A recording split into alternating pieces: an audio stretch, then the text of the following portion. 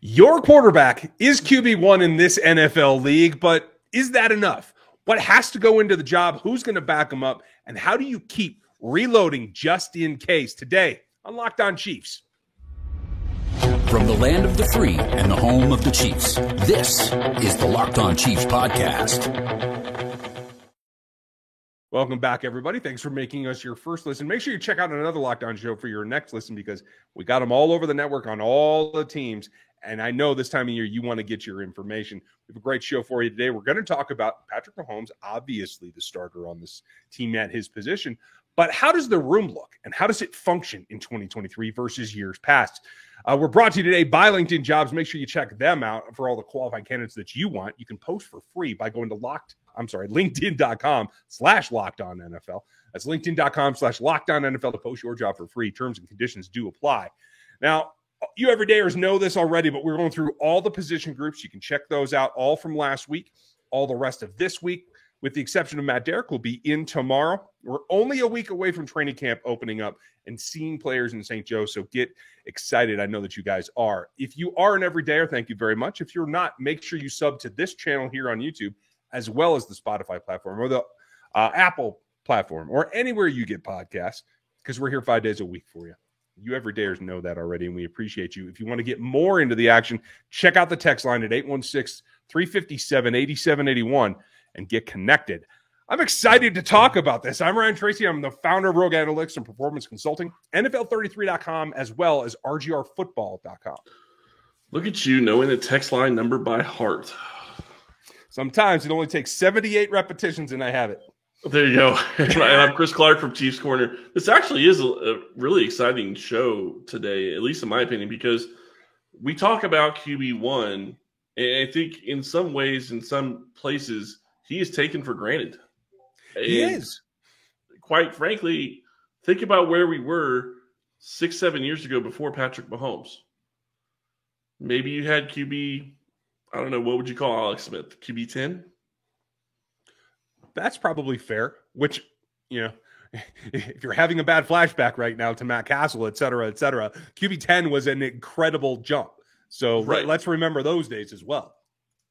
Yeah, and I guess really my point is Mahomes is Mahomes. He's QB1. He's going to be QB1 in the NFL for the next several seasons. I don't think that there's any doubt in my mind in that regard with the way he's playing and the way he continues to keep developing different things in his game and getting to a higher point. And Andy Reid helping him with that, I think that's going to continue to be something that we're going to see over the next several seasons. But he isn't alone in the QB room, and it becomes even more apparent and even more important to talk about the other guys that are in that room with him, but also the other people that have brought him along and helped him in his career. Well, and you make a good point, and it goes back to the beginning when he was the other guy in the room.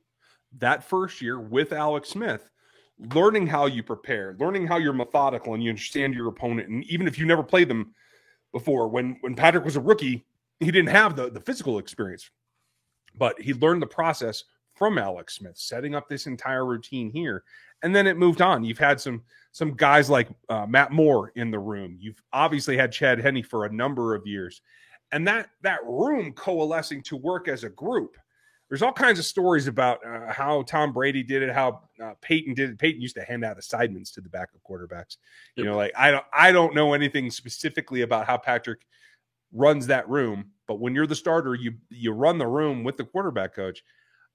It all comes together, and you have to have support. And I think that's the really interesting thing is he started as the support system. Now he has his own, but it's kind of morphed as we've gone through. What is this, 6 seasons now? Yeah, and it keeps morphing because QB coaches keep changing, offensive coordinators keep changing. He's had to morph and he's had to change. And one of the stats that really sticks out to me, and I believe it was from Warren Sharp. If you go back and you look at Warren Sharp, he tweets about Patrick Mahomes, and you look at the average depth of his TD passes in his starting year, his first starting year of 2018, 17 or 18 yards per. You know what his average was last year? I don't. 4.5. Now, say what you want about what that means for Mahomes. It's not that he can't throw the ball far. It's not that he can't throw those deep passes for touchdowns. His defenses have generally taken that away from him. And in a way, it's a blessing in disguise for Kansas City because it's forced him to grow to a point where he can now score those touchdowns from less than 5 yards away, where it is one of the hardest places to score on the field, even though you're so close. Yeah, it is a total flip and evolution. And I think we could see it again. How does that go about? It starts from a number of places we've seen over the years, especially the last couple of years, about how many player-created plays end up in the playbook and on the field. There's that piece, but there's also the core, the Andy Reid designed pass plays, the Matt Nagy stuff that's going to be put into the playbook, and then you have to go learn it as a group. And those guys that are in the room now are continually helping prepare Patrick for every opponent that he's going to face. The question is going to be, who's going to be in the room now that Chad Henne is gone? The most epic retirement ever, still on the field at the Super Bowl. I will never forget that, because if you're going to go out, that might be the top way to ever go out. Yeah, it's pretty cool. And I will say this, Chad Henne, I think, did a fantastic job helping Mahomes. And he never got enough credit for everything he did I guarantee he was doing behind the scenes for Mahomes. Mahomes gave him credit, but the fans didn't. Everybody, you can write stories about what Chad did, whatever. He's still not getting the credit that he probably deserves for how much he was helping Mahomes get ready, just from a mental aspect, not even getting into the play calling aspect or the reading the field aspect. And I'm not saying Mahomes can't do any of that, but it's great to have that many different sets of eyes. Think about it from this perspective of you have a QB, you have a head coach, you have an offensive coordinator, you have a QB coach, you have QB. So that's 4 players. So that's 4 people. That's 4 sets of eyes that can see something differently. You add in another QB that you trust, that gets you to 5. You add in another QB that could be in there for the practice squad or your third QB, or maybe you end up having 2 more. You could get, to 6 or 7 different sets of eyes without getting into other positional groupings that could be in there or other guys from the roster that could be in there and seeing things differently as well. All of those guys coalesce and bring everything together to help put the product on the field. And that's the hugest key. I mean, you're going to see a shift from, Nagy wasn't the offensive coordinator last year. He is this year. So they have a new QB coach this year. So you're going to see a little bit of a shift there. You have a new QB2 because Henne retired. So you're going to see a little bit of shift there.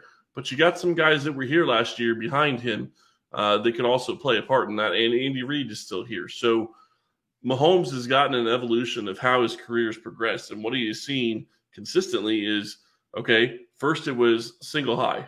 Then he beat the crap out of single high on a regular basis. And that's why the defense has changed. And now you're in a situation where it's to a point that it's now they have to cover so long and they have to cover so deep. He's taking those short plays. He's taking those short chunks. And let's not forget, he had 4.5 yards per TD pass last year on average. Mm-hmm. He still had 40 touchdowns, and he still threw for over 5,000 yards. That's impressive regardless when you start thinking about it. It's a different process, same result. Yep. And I think we both feel like that's going to happen again. The question is, who's going to help him get there? Who's going to be the next guy onto the field? We'll talk about the backup role and who's in the fight for it right after this, because first, I don't think the Chiefs advertised the backup role on any website or anything. But if they did, if they wanted the potential people that could fit this particular business and play that role, they'd have been smart to put it on LinkedIn Jobs, because that's what they do. They make sure that you're 100% certain that you're getting the qualified candidates that are available for you in your role so that you can distinguish them. They give you a purple hashtag that goes on your social and on your LinkedIn. It's a hiring frame, so everybody knows that you are looking for some kind of hire. That spreads like wildfire through the network and lets you get into the action of screening questions, making sure that you get the right candidates and picking someone that you feel has the skills and the experience that you're looking for. You can prioritize, and that helps you make the right hire, just like the Chiefs did here in bringing in Blaine Gabbert. I think they're pretty happy with that. So go list your job today at LinkedIn Jobs. It helps you find the qualified candidates for free that you're looking for, and they do it faster. Post your job for free at LinkedIn.com/LockedOnNFL.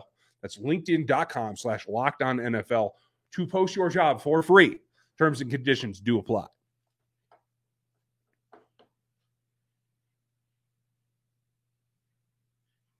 Now, I think this comes down to a two-headed race we'll get to our 53-man projection as we see how the reps go out in camp.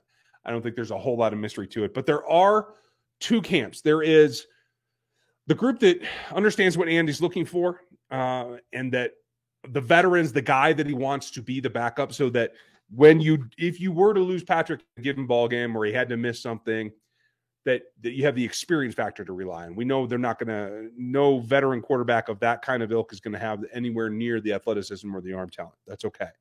That's not what they're looking for. That's one half of the argument. The other half of the argument is Steve Michelle's been here and he's on the up, and they feel that he can offer something in a duel here for being Patrick's backup. You think that there's going to end up with 3 on the roster. I think there's only going to be 2, so that makes this decision even a little bit tighter. But the pros and the cons. Let's start with Blaine Gabbert. What does he bring to the table? Chris is going to decide to unmute, and then he's going to tell you what he thinks. Yeah, I am going to decide to unmute. I want to correct something from the last segment really quick. I did find the stat I was talking about from Warren Sharp. Its average length of Mahomes in 2019 was 17.3 air yards. That's a little different than what I was saying. And it's 4.5 air yards in 2022. He threw 41 touchdowns. Only one traveled more than 19 yards last season. So I just wanted to clarify that so we don't get hammered for giving incorrect information. But when it comes to Blaine Gabbert, I think what you're looking at a guy that was drafted number 10 overall. The talent never got to the point where he could be a consistent starter, but that doesn't mean he doesn't have value in the NFL. And this is exactly the situation that you would want a guy like Blaine Gabbert in. He's going to be coming in. He's been in the NFL long enough. He can be that veteran presence and give you somebody to bounce ideas off of. Because one of the things I was talking about before is all the different eyes in the room. Well, not only do you have different eyes, now you have the ability to say, okay, well, what do you see here? And talk about different plays and how you see different things progressing in different defenses. And you can do maybe what something like what Peyton Manning did, where he would give, some of his backup QBs assignments. Go study this team, go study this team, go study this team. I'm pretty sure Patrick doesn't do that. I'm pretty sure he's already probably taken a look at, maybe some of the teams they play in the first couple of weeks in the divisional opponents for the tendencies. But I do think that he is going to be using Blaine Gabbert and using Gabbert's experience to help him get ready for the season. I think he should. It's only the easiest way to get what is another point of view from a starting quarterback with experience in this league to make that part of the preparation cycle. Whether he's identified players, Blaine Gabbert's been around. He's got a pretty good eye. He has a tendency to rescue people when they're out in the ocean. Like, he picks stuff out. His eyes are good, so use them. Understand how to dissect what's going on in the field and maybe offer a different way to attack something. Break it down and have multiple options. That's all well and good, and that's certainly the key role for the backup quarterback on a week-to-week basis. But when you break it down into Patrick has another ankle sprain, first drive of the game, who do you want in there on this roster? And I should put the roster up here, folks. For those of you who are on YouTube, make sure you check that out. It is a smaller group, as you would guess, because there's not that many quarterbacks on this roster.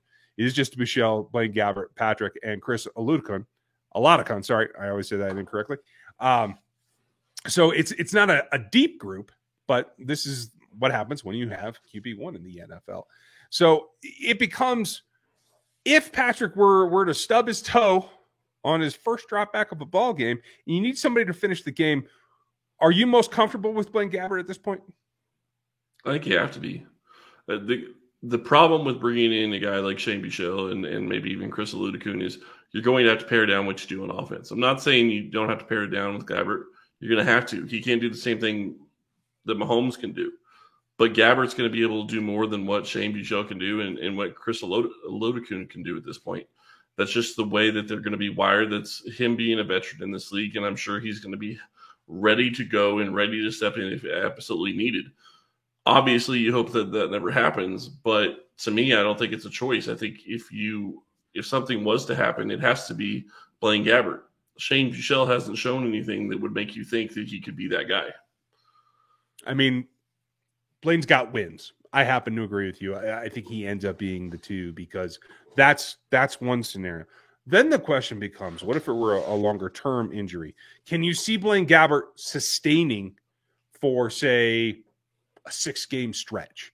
Or do you then have to consider a backup like Bichelle? We're going to answer that question in just a minute on the backside of this. And I'm excited to tell you about our friends over at Bird Dogs, because Bird Dogs make you look good. Bird Dogs stretch khaki shorts are designed to fit slimmer through the thigh and leg, giving you a truly sculpted look. They do the exact same thing as Lululemon, but they fit way better than Lululemon shorts do. They fit better than regular shorts as well because they are made of a stiff, restricting cotton, but they fix the issue of not being able to move because they invented a knit fabric that looks just like khaki but stretches, so you get a way slimmer fit without having to sacrifice the movement. Bird Dogs uses an anti-stink sweat wicking fabric that keeps you cool and dry all day long. Right now, you can get some money off if you go to birddogs.com/lockedonnfl or enter promo code LockedOnNFL for a free Yeti-style tumbler with your order. That's birddogs.com/lockedonnfl or promo code LockedOnNFL for a free Yeti-style tumbler. You won't want to take your Bird Dogs off, we promise you.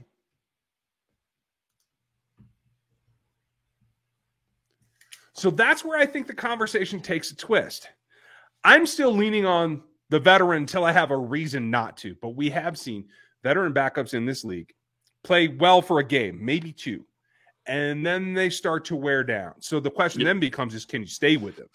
What's your gut tell you about where Shane Bichelle is here versus Blaine Gabbert in that kind of situation? If I'm guessing, I would say that unless he's taken big steps forward since the last time we saw him in the preseason, that Kansas City would be looking for another quarterback as soon as Mahomes got hurt. They're going to try to bring in another veteran that could step in and run the same system that they already have. And maybe that's, calling a guy like Chad Henne and saying, hey, I know you retired, but would you consider coming back and being, a backup for a couple of games? I don't think that they want to go that direction with Bichelle, but it's going to be interesting. And the whole thing that really throws me off in this conversation is, are they keeping 2 or are they keeping 3? Mm-hmm. Last year, they kept 3. They started the year keeping 3. The year before, Bichelle made it through to the practice squad and got picked up before somebody got brought up to the active roster before somebody else took him. So Kansas City felt like they were going to lose him. Last year, they didn't even give him a chance to go to the practice squad. They kept him on the roster the entire year.